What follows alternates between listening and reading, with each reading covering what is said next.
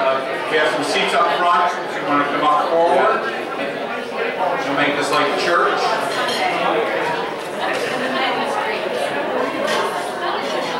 I know. That's the problem.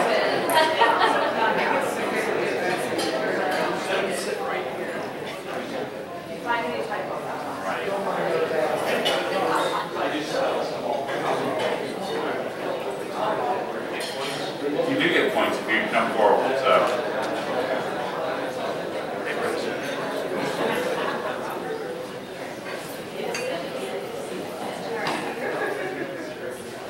So good morning. Good morning. I'd like to start with our program that we have been, since almost day one of the Wednesday morning roundtable steering committee, have been looking forward to. Before we do this, a couple of quick announcements. If you have your cell phone, if you want to turn the vibrators on or just shut them off, that would be great. We would appreciate that for our speaker. A couple of other quick items, housekeeping. First and foremost, I know he is here, but this is likely his last Wednesday morning roundtable as the Executive Director of the Chamber and CETA. We'd like to thank Andrew Fish for all of his great work over the last year.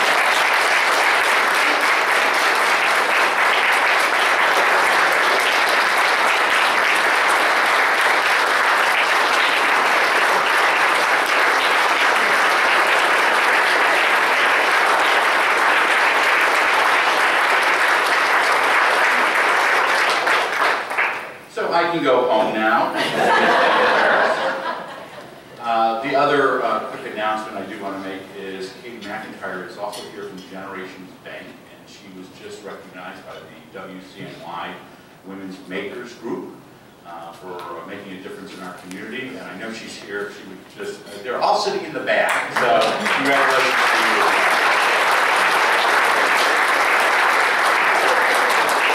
So those of you who watch CBS mornings on Sunday mornings know that starting about a month and a half ago, CBS decided to start running a series where they started in Arcadia National Park to recognize the 100th year of the National Park Service.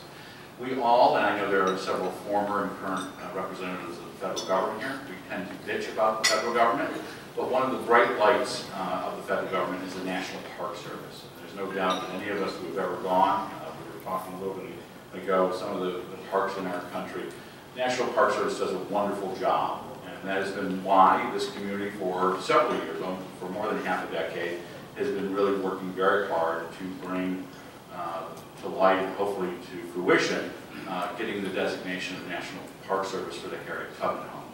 In fact, 5 years ago, a group that was led by, in fact, Andrew Fish, the mayor, myself, several others, went to Washington to lobby, I think we could say it now, lobby for federal designation. Went through 4 or 5 different Congress people, but 2 years ago the President did the designation, and we're going to get an update this morning about where the National Park Service is with Harriet Tubman, the home, the property on Parker Street. There are a couple of other people I did want to recognize who are here. Karen Hill, who is the Executive Director of the home. She is a representative of the A.M.E. Church, which has done, we need to remember, they stepped in when nobody else would step in.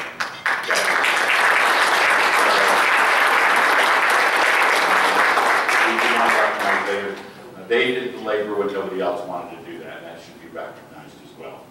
So I don't want to go on too much. I want to bring in our speaker. I do want to start beforehand by thanking Ellen Carlson, who is here and playing a low-key role in the front, who is the Northeast Regional Legislative Affairs Specialist for the National Park Service, for helping me put this together. We started this almost 8 months ago to get today's program together, and the weather cooperated. But we're delighted to have with us Mike Caldwell, who is a 24-year veteran of the National Park Service. He was named just over 2 years ago to be the Northeast Regional Director for the National Park Service, which covers 13 northeastern states, 91 national parks. I asked him if he remembered how many CBS has been to of his. He's not sure. They're going everywhere. But he has some familiarity with Central New York for a lot of different reasons. He lived here. He was the stand-in over the National Women's park in Central Falls. He was at Fort Stanwix in Utica, and he's done everything from the National Mall and across the spectrum. For his area, 52 million visitors go through his sites. He has about 20% of the national park system under his direction. So that's over a third of the museum collection that the National Park Service has. I mentioned that he was at Central Falls. He's been in Lowell, Greenbelt, Baltimore, Washington, like I said, the National Mall as well. He has a degree from the University of Colorado at Boulder, a master's at George Mason University in Fairfax, which is a pretty good school. And he has been in the Interior Department's Senior Executive Program. So without further ado, he is going to make a presentation. We'd like to have him make his presentation, and at the end, we'll go through some Q&A and finish off by 9 o'clock. Welcome. Just one point of clarification for my former close colleagues in Rome, New York. Fort Stanwix is in Rome. Oh, sorry. Not Utica. But, we all know Rome and Utica always get along, right? Anyways, it's great to be here. Appreciate the invitation. As was mentioned, I'm familiar with Central New York. The superintendent at Fort Stanwix enjoyed this area tremendously. At the time, we had 3 very little children. They're now much bigger. They loved the snow. They loved trick-or-treating in the snow. They all got into hockey while we were up here, and so on the way up yesterday from Philadelphia, I brought my oldest son, who's home from the Naval Academy on spring break, and we had a nice trip. Went through Skinny Atlas, who always would kill Whitesboro in hockey when we played. But anyways, it's great to be here. Thank you all. What I hope to do today is just give you an update on where we are in the establishment of Harriet Tubman National Historical Park up here in Auburn, New York. Just kind of try to peel back the layers a little bit and let you know what's going on in terms of the formal establishment. The park was created already, but we've had to go through some steps for establishment. I want to reiterate the thanks to Karen and her group, who have been stewards of the site and stewards in many ways, stewards of the story. And the National Park Service is proud to join with that partnership and really preserve a real American iconic story. So we're going to cover Harriet Tubman, how we're doing in terms of the implementation of the park, and then also I want to talk a little bit about the centennial of the National Park Service, where Tubman now sits in the National Park System, and talk a little bit more about what the National Park Service does, not only in managing National Park Service units, but programs across the country, and then certainly try to leave a lot of time for question and answers. I will be here along with Ellen after the meeting today. I did leave a decent stack of my cards on the front table. Also a stack, I see a few folks got the Park Service pin. A lot of propaganda, of course, so those probably won't last long, but please take a card. If you hear something today or if you don't get a chance to ask a question, my email is on there and I'd be happy to entertain any questions. So I don't dare try to use the remote control because I will turn on something I'm not supposed to. So this is why we are here. Harriet Tubman, truly an iconic American, born around 1822, we believe, as an enslaved person in Dorchester County, Maryland, where there is also now a Harriet Tubman National Historical Site. Courageously escaped her bondage, as you all know, returned on many occasions to free others, including members of her family, earned a name, remains popular and appropriately the Moses of her people. And really the Harriet Tubman story is truly, truly national in scope. And we in the National Park Service look forward to continuing to preserve the legacy and support the larger narrative that is fundamental to the National Park System. Certainly as we enter the next century of our service, you will see the National Park System is becoming more diverse in the sites it preserves and the stories that it is involved in telling and preserving. And so Harriet Tubman National Historical Park is certainly rightfully in the national park system today. So here we are, Auburn, New York, certainly sites that you are more familiar with probably than I am. Authorized, just to refresh our memory, authorized to become part of the national park system in December 2014. The historical park includes the property on South Street, where Tubman's brick residence and the Home for the Aged are located. It also includes the property on Parker Street that encompasses the historic Thompson A.M.E. Zion Church and the Rectory. Going south a little bit, just to give some perspective, Harriet Tubman National Historical Park is now one of 2 units dedicated to commemorating the life of Harriet Tubman. In Cambridge, Maryland, the Harriet Tubman Underground Railroad National Historical Park was also established in December 2014, following the creation of a monument by President Obama in March of 2013. And as this park comes online, and as the park in Maryland certainly comes online, I think you will see a lot of collaboration and a lot of opportunities available to cover the breadth of the Tubman story. Another important program of the National Park Service is the Underground Railroad Network to Freedom. There are certainly many states in central and upstate New York that have achieved the designation as an Underground Railroad site. This is a nationwide network of collaboration and scholarship. It coordinates an array of nonprofit organizations and government agencies to share resources and commemorate the Underground Railroad.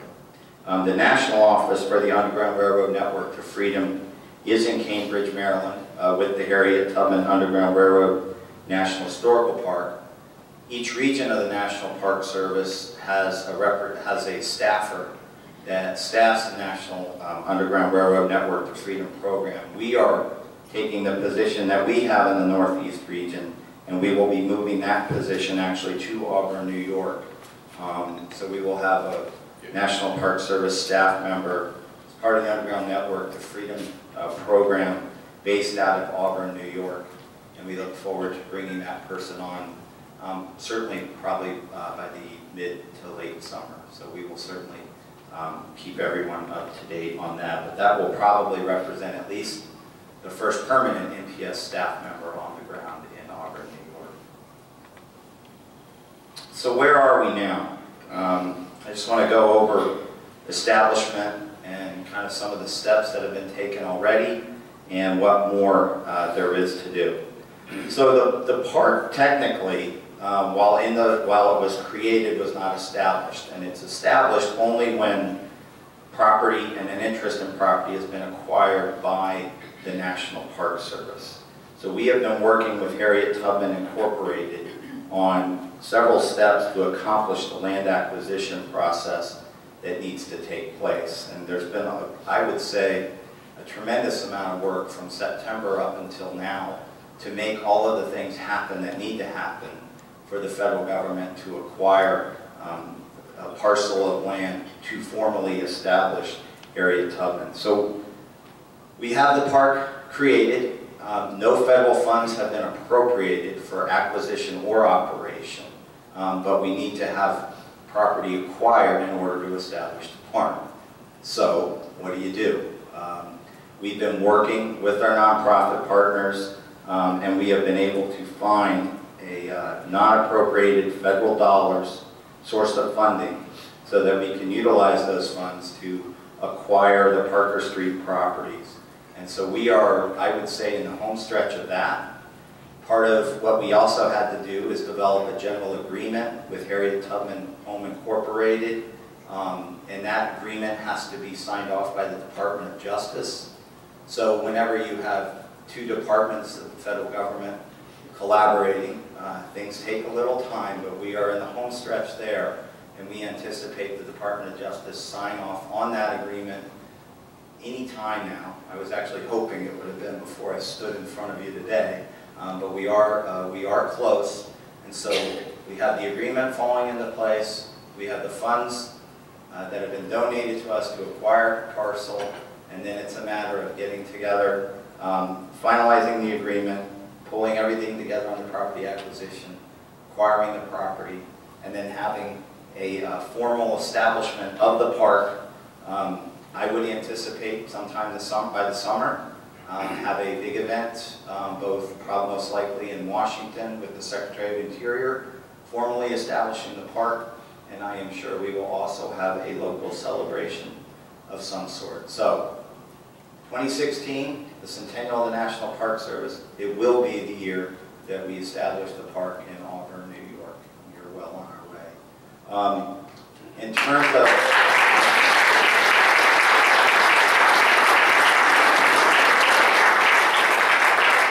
And if it's not, you will only see Ellen up here for that. It will happen. In terms of after that, so what we've also been working on inside of the National Park Service is to try to tee up preservation projects, particularly at the Tubman home, in terms of putting them in line for our funding sources in the National Park Service. Our goal is preservation first, both preservation of the physical as well as the story. And we are working with Harriet Tubman Home to try to line up some dollars to preserve the Tubman home.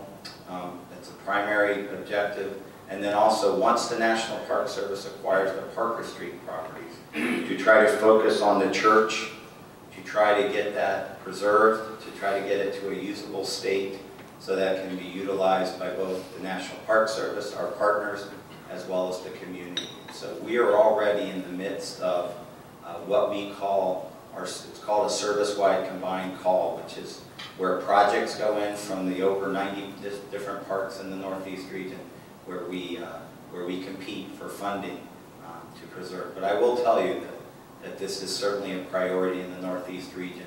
We want to put our best foot forward, and so we are working diligently to bring some of our limited resources to bear up here. But I think the key thing too is once we establish the unit, we believe, and I think our partners believe, that the Tubman story is so national in scope that we will be able to facilitate partnerships between government, private sector, and nonprofit sector to see the preservation of these key resources happen and to make the unit, strengthen the unit, and to attract certainly a lot of visitors as well as a lot of attention.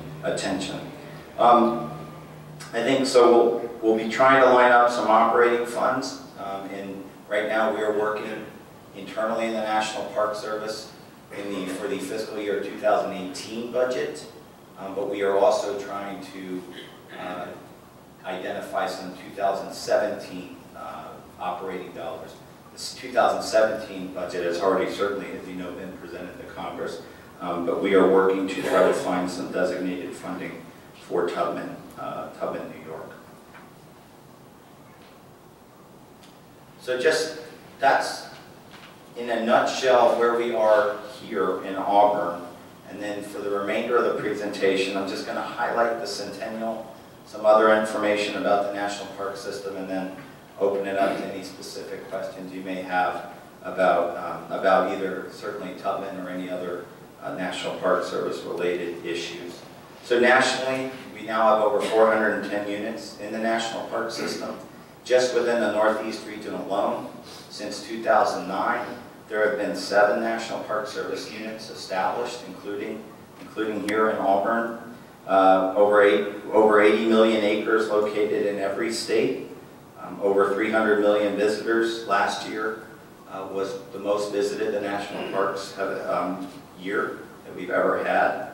And the important thing about the National Park Service, I believe, is that while many of you may vacation in parks, experience parks, the National Park Service is involved in a lot of community programs across the nation. Land and water conservation funds, so from ice rinks to playgrounds to baseball fields, land and water conservation funds administered out of the National Park Service, where we work with states and localities to purchase open space land.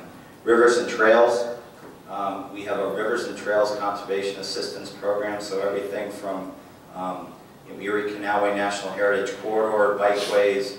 We have RTCA staff come in communities and help facilitate projects that for recreation or preservation purposes all over the country. We also have our National Register of Historic Places and National Historic Landmarks program. New York State actually has 22 NPS units, 4 National Heritage Areas in the Hudson River Valley and across upstate New York. Harriet, Tubman is joining 8 National Park Service units. I believe we have the economic impact, approximately 45 million economic impact of those NPS units in New York State. So Second Century National Park Service, I'm a second generation National Park Service. My dad was in the Park Service, went to high school out near Mesa Verde National Park.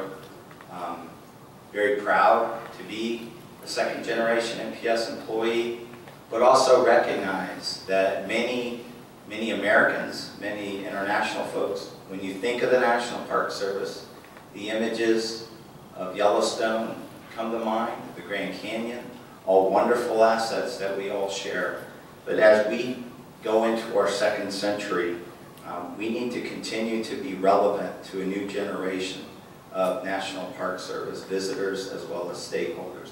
If we don't increase our relevancy to a younger generation of Americans, we will, unfortunately, I believe, have issues in the next few decades in terms of support. So we need to find a way to continue to become more relevant as an agency to the next generation, in particular the millennial generation, for the National Park Service to continue to thrive. So as we celebrate 2016, our centennial, we came up with a centennial goal to connect with and create the next generation of park visitors, supporters, and advocates. And we have concentrated around this goal for a little over 7 to 8 months now, all over the country. We have created national initiatives, in particular to engage the youth of America. Play, Learn, Serve, and Work is an effort led by Secretary Jewell to offer opportunities for youth to play in national parks, experience science and history in national parks and public lands, to learn, provide educational opportunities in the landscape with the real thing, to serve, volunteer.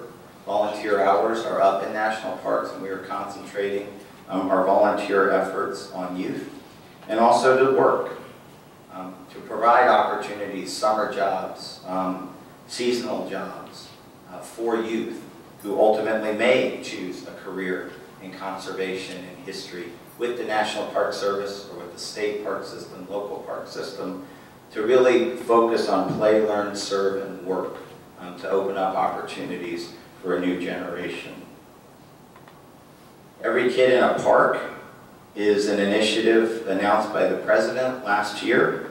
The immediate goal is to provide an opportunity for each and every 4th grader across America to experience their public lands and waters in person through this school year. So folks get on, the 4th graders get online, they do a little quiz, they get a pass, and wherever there's a fee, they and their family can get in free to a public land across the country. 4th grade students and teachers also have access to Every Kid in a Park pass, and we focused on 4th graders. Our research shows one of the reasons we focused on 4th graders is supposedly they still listen to their parents at that time. I don't think my children were surveyed as part of that. And also, we do believe by focusing on 4th graders that across the country, that's when history in general is covered as well in curriculums by and large. And we found that Every Kid in a Park has really hit. We've made a hit, I think. It's reaching a lot of audiences, and we hope to really see it open up opportunities for folks that may not have realized both what they have in their backyard as well as what they have across the country. Another important effort we have concentrated on is reach out to our congressional friends. We've created a Congressional Friends of the National Park Service Centennial. It's a way to engage our congressional representatives in what's going on in the National Park Service. the Northeast region has by far, leading the rest of the agency, it looks like, in terms of signing up congressional friends. And representatives are using it as well. I think that's Congressman Israel at Sagamore Hill, I believe, in the picture. And I will say, you know, when I was at Fort Stanwix, I had the wonderful fortune of working with Congressman Sherry Bullard, Congressman Walsh in the Syracuse area, just phenomenal, pragmatic folks who just wanted to do right for their constituencies and stakeholders. And we really, we would not have been successful at Fort Stanwix without Sherry Bullard. I can guarantee you that. He really was able to help us with a number of projects and really helped invite the National Park Service to the table in Rome, New York, where we were struggling to do a few things. And so I'm not surprised with the congressional interest in the National Park Service that has been shown by the New York delegation. Find Your Park. You may have seen this this summer. It's a way for people to share their experiences in not only National Park Service sites, but across the country. So we have a number of celebrity ambassadors, like Bill Nye the Science Guy. We have corporate sponsors like Tubman. Tourism offices are adopting the Find Your Park across different states, like Georgia Tourism, North Dakota Tourism, and many other tourism departments are using the Find Your Park hashtag. We have a lot of programmatic partners, like Outdoor Afro. A huge range of companies are jumping into the conversation, and all of this buzz, particularly in the social media, has really led to some impressive numbers in terms of folks, in terms of our advertising of the parks, our marketing. You know, and I'll say this, one of the things that I have often in meetings like this and elsewhere, folks say, why don't you market more? Why don't we see advertising? Why don't we? And the National Park Service, by law, we are not allowed to use appropriated dollars for advertising.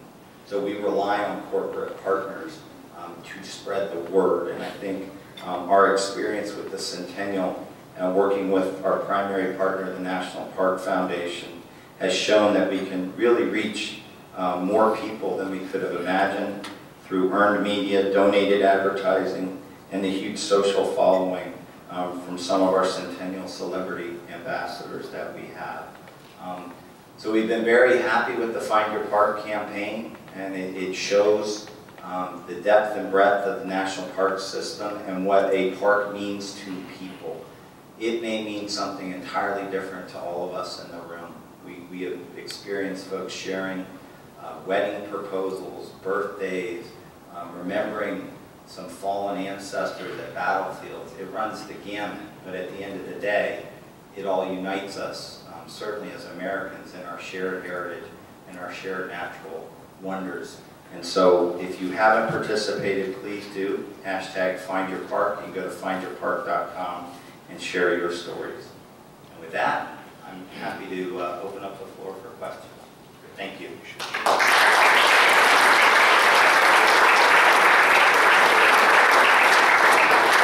So this is going to be like Jeopardy. We'd like you to frame your comments in the form of a question. So, do I have to be demeaning like Alex Trebek? So let me just start off with a question, because you talked about $45 million in New York for economic impact. And I know our tourism director, Mike Bannock, is in the third row there. What do you see the impact of the home, the properties on this area? And more importantly, you have a lot of business leaders here as well. What type of partnerships are you looking for from them to help the National Park Service? Sure. Well, I think certainly a positive economic impact. I think the answer does not just lie with the National Park Service. I think I certainly won't overpromise and underdeliver on what we can do here. I think we need to find a place, a niche. We are here to preserve and to provide for public programming and to facilitate partnerships with chambers of commerce, businesses. We are here to help market this place in whatever fashion we can. And we're here to also help provide a consistent visitor experience so that when they come, they know what they can expect, they have options to visit, and that we believe that's how we can best contribute to the local economy. We will certainly be working on preservation projects, so we will have construction, we'll have workers in town, I'm sure, having to do lodging. And I think this is a beautiful area. I mean, I have lived here, have visited here, and I think our role is to not come in here as the National Park Service and throw up an arrowhead and expect everyone to come, because that's not how it works. I think what we want to do is be a key partner in making things work here, to listen, to participate in marketing campaigns, in different types of pitches. You know, in my personal life, with families, you know, we like to go to different places and visit. We like to shop. We like to enjoy the local cuisine. We like to hike. We like to recreate. We like to learn. And so obviously you all have that here. And so I anticipate a positive economic impact.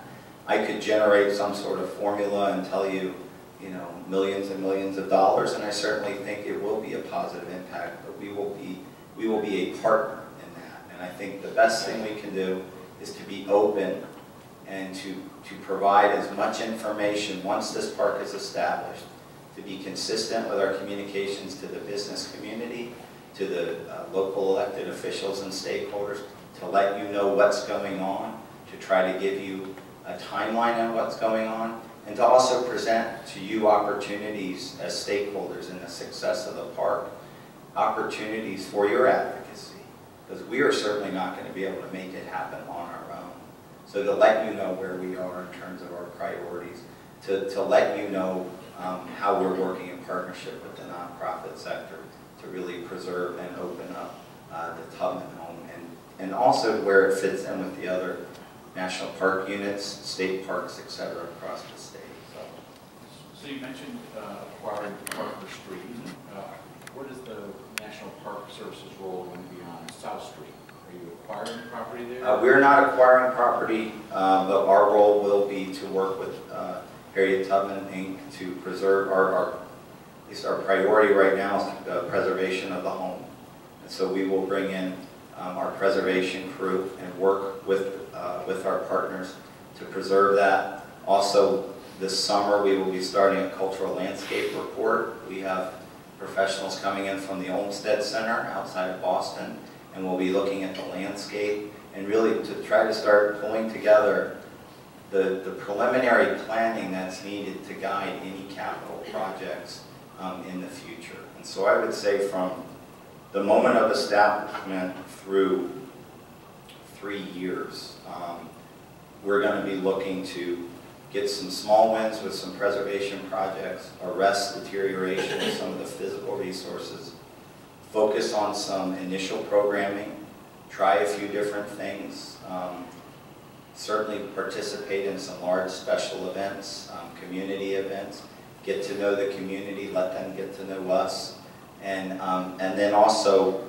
put within the National Park Service as well as the Department of the Interior the data, the requests, all of the things that feed into our budget cycles. I mean, right now we're feeding the machine that will output projects in 2018. So that's how early we have to get in the game to have all of these things. So it's, you know, it's an initial phase, but I do believe the key is to get establishment to happen, and it will happen in 2016. And then that kicks off a bunch of internal stuff in the park system. We will have the staffer come up here as part of the Underground Railroad Network to Freedom program. So we will have some boots on the ground here in the community in 2016 as well. And then we hope to collaborate with the community to have seasonal park rangers, guides, etc. Come in over the next few years and really get the park established. And they'll only be at Parker Street, or they will include? They'll probably be at both. I would assume both locations at this point. Mr. Yes, Caldwell? sir. I'm interested in the relationship between the National Park Service and the Harriet Tubman Home Incorporated. How unusual is it? The church is certainly an important focus, but for you, the center of gravity has got to be the Harriet Tubman home. Is that an unusual relationship for the? It's more usual than you'd think. We have a lot of similar relationships across the system, in particular partnerships. So it's not an unheard of thing. And I think whenever you go to a National Park Service unit that you would deem successful, a core of that park has to be in a partnership, whether it's with one nonprofit or several. So certainly in this community, I would envision not just a partnership with Harriet Tubman Home Incorporated, but many others. And certainly in my experience at Fort Stanwix, we have partnerships with BOCES, we have partnerships with the county tourism, partnerships with the local historical society. So we are certainly, we are vested in making it successful, and the only way we will succeed is to be open to collaborative partnerships with any number of partners. And they don't all have to be for the same thing.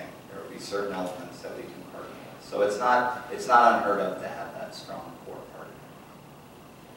This is not a question, but it is a comment. Okay. I think it's important. In the period, Mike mentioned 2014 when the park got its congressional approval, finally in the Senate on December 12th, I know, and then on December 19th, signed by President Obama. What was critical in helping us to be included in the National Defense Authorization Act, which is how the park was created legislatively, was that we had a strong local partner, a private partner. Some parks are not happening when they're just totally the responsibility of the federal government. I think that's a fair statement to say. And what they're looking for is for us to continue to be a presence, to be a part of making this park happen with as many local actors engaged. So we will have many, many opportunities to talk about how we operate and manage the asset. But having a strong local presence had a lot to do with our ability to get this park approved. Ms. McIntyre. I'm just curious if the Harriet Tubman gravesite is part of the planned experience. At least it hasn't.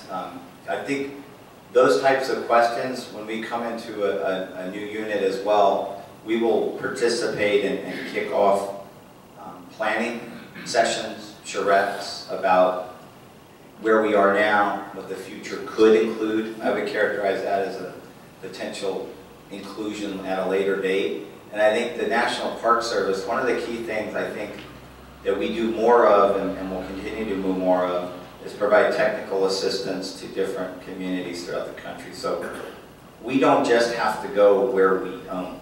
So, you know, if there is some technical assistance to something within the community related to the story, those are the types of things that I think once the park is established and we go into, in essence, it's a general planning document, setting the vision for a park. You know, this is the type of venue where we would certainly want to come back, both update you on what we're doing as well as take input. So I think those types of things may come up later. Mr. Fish?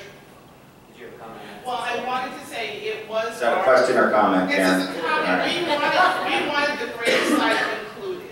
We were not successful in that, but that was a part of our advocacy, was to have the Tubman gravesite included. So that's something I think we should really put on our, you know, as we get to general management. How do we that 3% that you can do administratively versus congressionally to expand the park boundary, maybe that's becomes something we talk about. Mr. Fish. I'm interested to hear your perspective on how responsive or involved the state of New York has been in this process versus maybe the experience that you have seen down in Maryland. And is there things that we as a community can do to help push New York State to be more involved in this process and be more supportive of it? Well, it's been my impression thus far, certainly with both states, that they've been involved, maybe in different ways. Certainly, I think Maryland, you know, they had some resources, built a visitor center, you know, kind of were ready out of the gate. I think the involvement of New York has been, we have had briefings with the New York governors, I think Lieutenant Governor, several state representatives. So I think there is involvement from the state of New York, involvement of the state of Maryland. I'm certainly not going to compare anyone, particularly when I'm in New York. I mean, New York's, it's been phenomenal, right? But I think that what I would say is the success of this park will be because of the support of not just the federal delegation, but the state delegation, the local delegation. So that may come in the form of better signage, trails, things like that that maybe lead to the Tubman site. So I think that's one of the things that we will do as we get established here and make sure we communicate with all parties. One of the things I have tried to do during my career and communicated to our staff and our superintendents around the country is you need to treat a state representative like they are part of the federal delegation in terms of the information you share.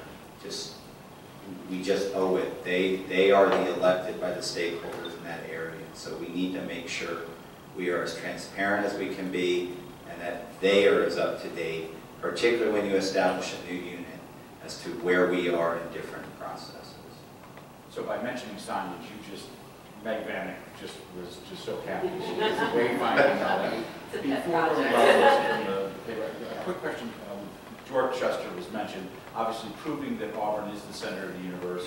One of our favorite daughters went to Maryland, Ellen Mooson, who's been very involved. She's the property extension head up here.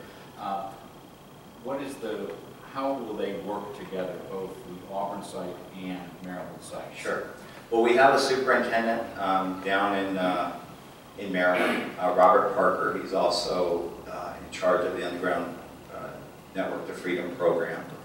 We anticipate, once established, there will be a equivalent here, site supervisor, manager, the Park Service equivalent to what's down in Maryland. I do believe, I would say, with the Network to Freedom program, there will be not only a staff person here, but resource studies, project dollars, things that will help in terms of the interpretation of Tubman and Auburn.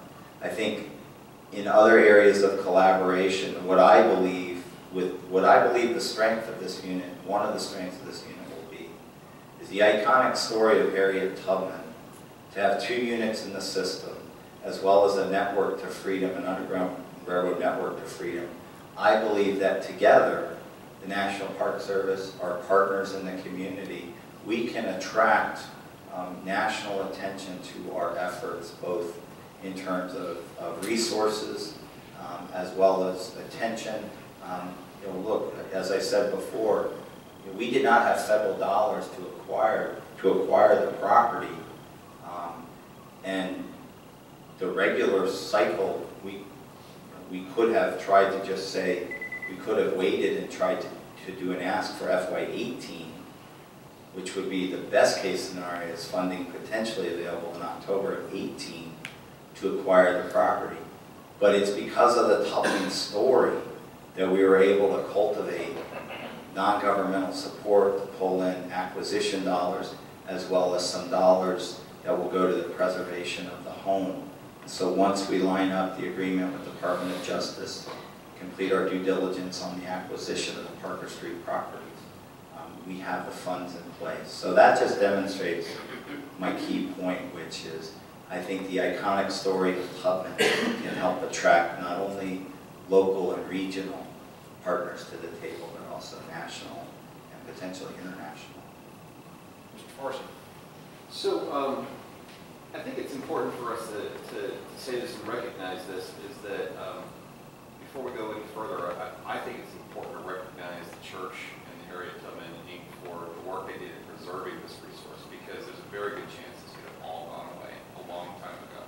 And my kids enjoy going out there and learning about Harriet Tubman, and I think it's an important part of our history and our culture that we recognize that part of our history. So I would agree question that I have, though, is pretty simple, but pretty deep. Is there any way... Simple, what'd you say, simple and Pretty deep? simple, but pretty deep. Okay. Is there any way that this cannot go forward? Is there any way what? Is there any way that this cannot go forward? It's been signed in. We're waiting for the AG to sign right now at this point, which we've been waiting at the paper to see if we got an Yep. answer to. Yep. But is there any way that this can get stopped? I don't anticipate that at all. So that's not a no. Yeah, the regional director of the National Park Service standing in front of you. Yeah. So I think that gives you a good indication as to where we are with this park. Okay. So is the delay going to be possibly the funding then to move forward? We have the funds in place to do the acquisition. We believe we have some initial funds to start with some additional preservation work at the house site. Once we own the Parker Street property, we've already had a crew come up and just at least try to button up the roof. They'll be back. The Olmsted Center for Landscape Preservation is we already have them on our work plan. So internally, from a regional standpoint, we are acting and planning as if establishment has happened, so that the day the ink, the day it's signed, we are moving forward. So we have a very positive outlook, and we're embracing the park coming in. So, like I said, it oftentimes doesn't feel like progress, but when you're in the thralls of a bureaucracy, it's amazing what you see as success sometimes. So the fact that it has made its way through DOJ and it is right at basically the last turn there, all of the questions and all the answers have been taken care of. So we feel really good about where we're going. Yeah, it will happen. Ms. Constantine. So looking in the future, I keep seeing seasonal, and as a small florist, I get a lot of year-round visitors to bury their families, and I kind of am a little tourism, telling where to go, what to do. We'll also have permanent staying too. Permanent. So will we be thinking we'll be open year-round? At least I believe it's open year-round now. Yes, we have that problem now. Well, it's currently open year-round from Tuesday through Saturday. And I can say that since getting the legislation passed in 2014, we've seen our visitation more than double just with this. So I think when establishment happens, that will be another burst, and it will be during the warm weather. So I think there's going to be, just the interest. And there are other things going on that are collateral to this that I think are very positive that we can talk about at another time. I don't want to overspeak, but I think it's another good thing. I think the key to the park is going to be able to be flexible and adaptable. So I'm not going to sit here today and say we're 362, 7 days a week, no matter what. But I think we will, what I believe we will do, we will set up an adaptable and flexible schedule to see the visitation patterns, to respond. We deal with this from places as small as Fort Stanwix to places as large as Independence Hall, where the cycles of visitation. Right now we're kind of starting in the spring break season where we get asked to keep Independence Hall open another 2 hours just because of the crowds. And so the key for us is to make sure we don't lock into any decisions that we can't adjust, and to try to let the market play out and then play a role in maybe shaping the market too. So you'll have a mix of permanent and seasonal workforce up here. Mr. Tubman. The site needs a lot of money. That's what I hear. If nothing else, putting a road in to get back to see the actual site of actually be able to understand and interpret the site of the retirement facility there. How does it work when the National Park Service doesn't own the property, but the site needs a lot of money, acquisition of nothing else, more things to see? Well, given that that part is within the park boundary, it helps in terms of seeking federal dollars to make repairs, needed improvements. So our goal, first and foremost, is going to be preservation of the resources, and certainly focus not just on the home, but also on the Parker Street, which is what we will own the federal government along Parker Street. Our role in the assets owned by the nonprofit, or I think one of our key roles, is to facilitate connections with partners that we could help in terms of fundraising in Tubman. So I think that's going to be a key role that we're going to play, because I do believe there is interest there. When you say partners, do you mean philanthropic? Philanthropic partners, yeah. Other questions? And just real quick, also with establishment comes the website, the park brochure, the materials that you have come to expect at other MPS units. So we're already working on those types of things to unveil when establishment happens. And so there's a lot of other things going on. And I think one of the things we find across the National Park Service is, as part of the National Park system, there's a whole digital component to the Tubman story where we can make connections across the country, across the world, through our online collections, through our online educational, whether they're short videos, different things that we can take from Auburn and broadcast it out to the rest of the country. And so all of those things that aren't infrastructure, capital dollars, but are definitely important in terms of the education mission of the National Park Service, that will also be part of the package that we bring to the table. And the Parker Street, you mentioned the word visitor center, several phrase visitor center. Is that going to be a visitor center there? I would say that right now, I anticipate the Parker Street property, we aim for preservation of the church, certainly, and make that, arrest the deterioration, make it available for use, whether it's by tours. I don't anticipate it being a visitor center per se, but certainly I could envision walking tours, some folks maybe some seasonal station there for a couple of programs, or, you know, if all goes well, maybe we have a few of our internal initial public meetings in the next few years in the building. So, I mean, the best thing for a historic resource is to get use. And I think across the Northeast region, we have, where we have succeeded in preservation, we have found a use for buildings. And so that's what we really need to focus on out of the gate. I want to thank Mr. Caldwell for traveling to Auburn from Philly. Yeah, give us some updates. Pleasure. Appreciate it. Thank you.